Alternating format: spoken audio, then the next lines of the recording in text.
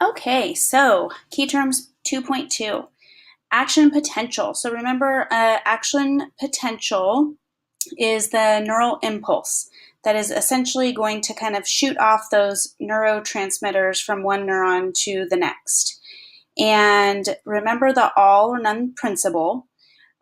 Each time there is an action potential, it's either going to go or not go. And each time it fires, it's going to fire at the same rate. So that's action potential. Agonist. This is a molecule that basically is going to excite those neurotransmitters. It's going to make them happen, more likely to happen. Okay, I really don't have 3 bullet points for these next two. They're not super complicated. Basically, you just need to know that an agonist is going to excite the neuron transmitters and make it more likely to fire. And then an antagonist, if you think about your English books, you know, these are the bad guys in your English novels.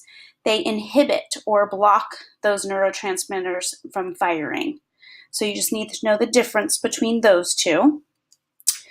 Sensory neurons. Sensory neurons are, remember I gave you an example in class. If you touch a hot pan, what is sending the signal to your brain are sensory neurons. So anything that is going to send a message to your brain are your sensory neurons. So you could put a picture here for this one also, or come up with your own example. I'm going to skip down to interneurons.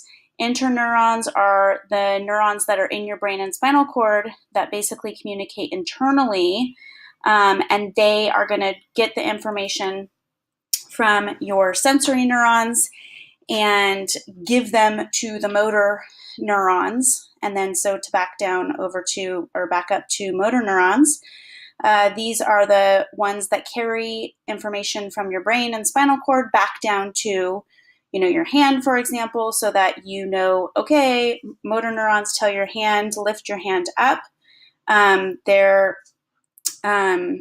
You know, there's a hot pan and I need to lift my hand up.